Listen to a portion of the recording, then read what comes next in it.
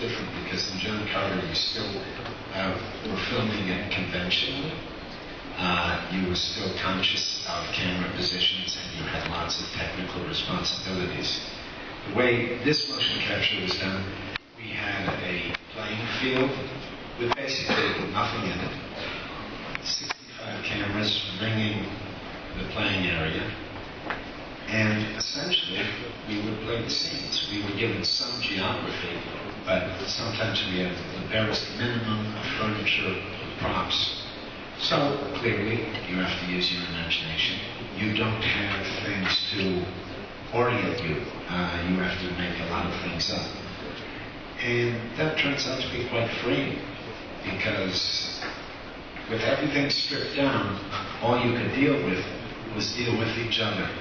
And the actions you were playing and the things that you were trying to affect in the other person or accomplish for your character. So that kind of stripped down approach from us was really interesting. And we also worked very fast. In John Carter, you maybe generate a half a minute of material a day. We were generating 20 minutes of material a day. We were shooting like 30 pages. On a big film like John Carter, you might shoot a half a page. So it's a very different process. In that regard, then, did you guys find some of your stage acting, classic theatrical experience actually benefited when you were acting in this environment? Absolutely. I mean, also, performing this way without stopping, you can control your rhythms more, you can do the whole scene, which is nice because without interruption, scenes start to take a rhythm and they start to carry you, and you get momentum. And for me, just generally, when you're in motion, you're clearly more fluid and more receptive. When there's lots of starts and stops, you always have a little hero time. You need a little movement to get you going. And working in this manner was quite loose, and it was amazing how with so little you can feel so free and so fluid emotionally and physically. Now, on a slightly less highbrow front, I saw an interview with you recently that you performed at Comic-Con, where you talked about the kind of revealing nature of the performance suits. Do you think that maintaining eye contact with your fellow performers was one of the biggest challenges of your acting career? Not at all. Like you said, it takes you back to the purest form back, as a kid, jumping from bed to the couch and not touching the floor, the flower, come out. It's just invented. Just a kid.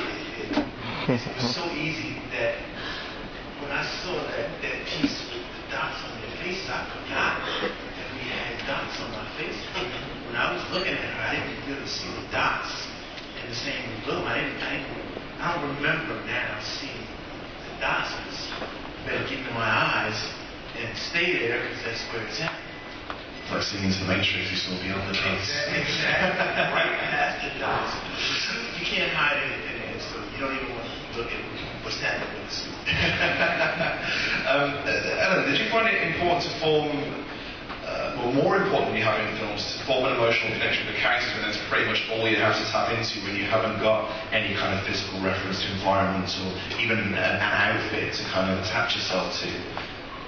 Yeah, I mean, you really have no choice. You have no choice but to really just dive into the process head on. And the experience as an actress is amazing. So as Willem was saying, we are so not used to tackling 30 pages a day. I mean, that is just unheard of.